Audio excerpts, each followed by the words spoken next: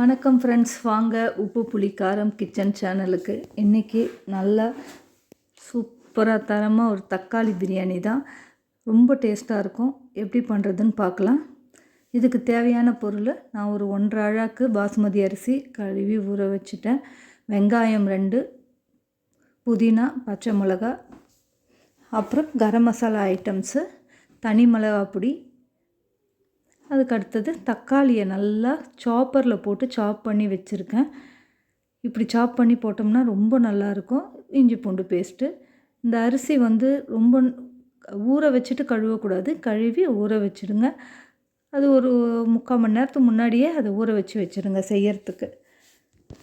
இப்போது பாத்திரம் வச்சு எண்ணெய் ஊற்றிட்டு பட்டை, லவங்கம், ஏலக்காய், அந்த கரம் மசாலா ஐட்டத்தை போட்டுருவோம். அது நல்லா பொரிஞ்சு வரட்டும். வேணுன்றவங்க கொஞ்சம் சோம்பு கூட சேர்த்துக்கலாம். நான் இன்றைக்கி சோம்பு சேர்த்துருக்கேன். மோஸ்ட்லி பிரியாணியில் நம்ம சோம்பு சேர்க்க மாட்டோம், இதில் கொஞ்சம் சேர்த்தா நல்லாயிருக்கும், அதனால் சேர்த்துக்கிட்டேன். இது பொரிஞ்ச உடனே வெங்காயம், பச்சை மிளகாவை போட்டு நல்லா வதக்கிக்கலாம். வெங்காயமும் பச்சை மிளகாவும் நல்லா ஒரு சேர பொன்னிறமாக ஓரளவுக்கு நல்லா கலர் மாதிரி வர வரைக்கும் வதக்கிட்டு இஞ்சி பூண்டு பேஸ்ட்டு நம்ம சேர்த்துக்கலாம். வதங்கிறதுக்கு முன்னாடி எதையும் போட வேண்டாம். ஏன்னா அந்த குச்சி குச்சியாக வெங்காயம் ஒன்றும் பாதியமாக இருந்ததுன்னா அந்த டேஸ்ட்டே வராது. எந்த சமையலுக்காகட்டும் அது நல்லாவே வதங்கணும். அது நான் ஒரு சமையல்லையும் சொல்கிறேன். ஏன்னா நிறைய பேர் அதை அப்படி அப்படியே குச்சி குச்சியாக விட்டுட்டு ஓகே முடிஞ்சிச்சு அப்படிங்கிறாங்க. அந்த மாதிரி பண்ணாதீங்க. வதக்கி வச்சு பாருங்கள். செய்கிற சாப்பாடு அது வீணாகாமல் நல்லாயிருக்கும், சூப்பராக இருக்கும். டேஸ்ட்டே வேறு லெவலாக கொடுக்கும். இது வதங்கி வந்தவுடனே நம்ம இஞ்சி பூண்டு பேஸ்ட்டை சேர்த்துக்கலாம். கொஞ்சமாக தேவையான அளவுக்கு சேர்த்துக்கோங்க. ஏன்னா 1.5 அழாக்கு தான் நான் அரிசி, அதுக்கேற்ற மாதிரி தான் நான் சேர்த்துக்கிறேன். நீங்கள் எவ்வளோ போடுறீங்களோ கணக்கு பண்ணி சேர்த்துக்கோங்க. பெரிய விஷயம்லாம் ஒன்றும் கிடையாது. இதை சௌராஷ்டிரா சைடெலாம் வந்து தக்காளி பிரியாணின்னு சொல்லுவாங்க. அப்புறம் தக்காளி பொங்கல், சாரி பிரியாணின்னு சொல்கிறேன், தக்காளி பொங்கல் மதுரையில் ஒருத்தர் செய்து காட்டினார். அது 90% சேம் மெத்தடாக தான் இருக்குது. அவங்க வந்து சாதாரண அரிசியில் செய்கிறாங்க, நம்ம இது பாஸ்மதி அரிசியில். இப்போது இஞ்சி பூண்டு பேஸ்ட்டு நல்லா வதங்கிடுச்சு. தக்காளியும் பாதி புதினா கொத்தமல்லியும் போட்டுக்கலாம். இது நல்லா வதங்கட்டும். நல்லா பழுத்த தக்காளி, கலர் செமையாக இருக்குதுங்க. நம்ம எந்த கலரும் இதில் ஃபுட் கலர் ஆட் பண்ண போகிறது கிடையாது. நான் எப்போ பிரியாணி செஞ்சாலும் சரி, எதை செய்தாலுமே நான் கலரை மோஸ்ட்லி அவாய்ட் பண்ணிவிடுவேன். இது எப்படி இருக்குது பாருங்கள், நல்லா இருக்கா?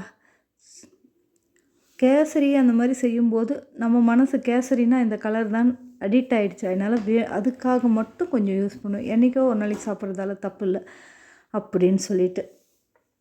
இது நல்லா அப்படியே வெந்து எண்ணெய் பிரியிற மாதிரி வரும்போது நம்ம எடுத்து வச்சுருக்க தனி மிளகா பொடியை சேர்த்துக்குவோம். அதுவும் கூட தனி மிளகா பொடி சேர்த்து அது நல்லா வதங்கட்டும்.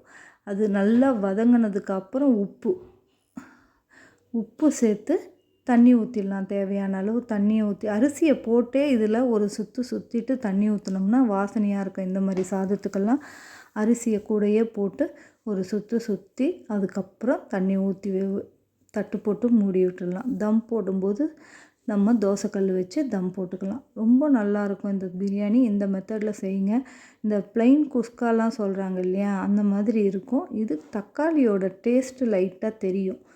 ரொம்ப நல்லாயிருக்கும் இந்த மாதிரி செய்து பார்த்திங்கன்னா. இதில் இப்போது நம்ம ரைஸை போட்டுக்கலாம். யாருக்கெல்லாம் இந்த மாதிரி தக்காளி சாதம் பிடிக்கும்னு சொல்லுங்கள்.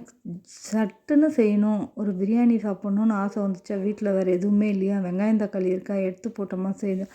இது வந்து சாதாரண அரிசியில் கூட செய்யலாம், பாஸ்மதி அரிசியில் செய்யலாம், சீரக சம்பா செய்யலாம். நம்ம வீட்டில் ஒன்றும் இல்லை, புழுங்கல் அரிசி தான் இருக்குதுனால கூட செய்து வச்சு சாப்பிட்லாம். ஒன்றுமே இல்லைங்க, நல்லாயிருக்கும். நம்ம மனசு தான் எல்லாத்துக்குமே காரணம். இப்போ அரிசியை போட்டு நல்லா வதக்கிக்கலாம். நல்லா ஒரு சேர வதக்கி இதுக்கு வந்து 1க்கு 1.5 டம்ளர் தண்ணி ஊற்றுவேன். அந்த கணக்கு பண்ணி நான் தண்ணி ஊற்றிக்கிறேன். நீங்கள் உங்களுக்கு எப்படி நீங்கள் வசதிப்படுமோ அந்த அளவுக்கு ஊற்றிக்கோங்க. இது வந்து எனக்கு வந்து நான் தண்ணியை வந்து ஓரளவுக்கு என் மைண்டுக்கு ஏற்ற மாதிரி நான் வைப்பேன். எனக்கு இந்த அளவுலலாம் அவ்வளோவா நான் யோசிக்க மாட்டேன், அதனால் சொல்கிறேன். இப்போ இது வெந்து வருது. வர தண்ணி 3/4 பாகம் சுண்டிடணும். 80% சுண்டிட்டு 20% தண்ணி இருக்கும்போது நம்ம தம் போடணும்.